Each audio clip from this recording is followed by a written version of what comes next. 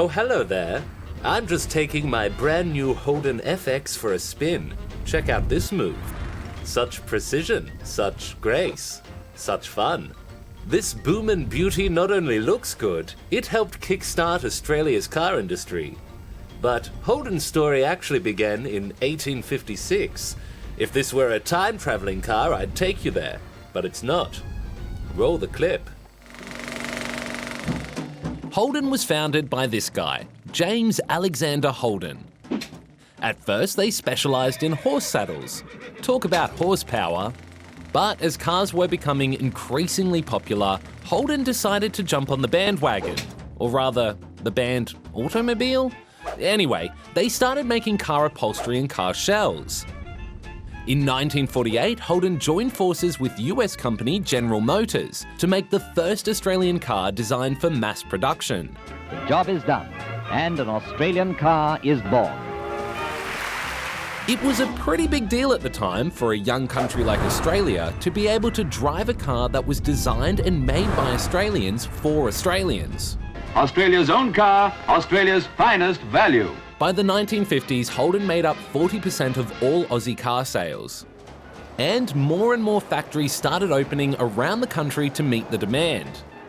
In the 70s, it brought out its most popular car, the Commodore, cementing its place as an Aussie icon. We love football, meat pies, kangaroos and Holden cars. Of course, Holden wasn't the only Aussie car maker. And over the years, a massive rivalry developed between Holden and Ford, which challenged the Commodore's dominance with its Falcon. But as times changed, so did cars. It became easier and cheaper to make them overseas. And one by one, Australian car manufacturers, including Holden, started closing their local factories.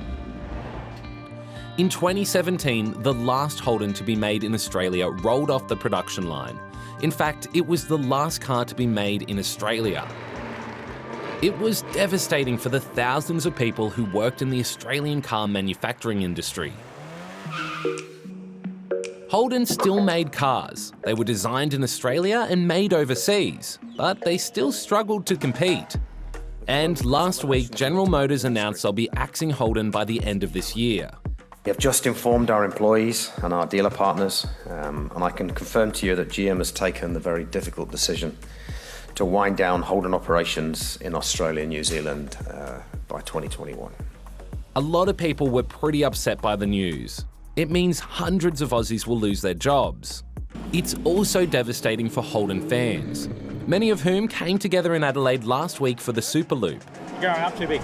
I think it was a bit silly for the decision.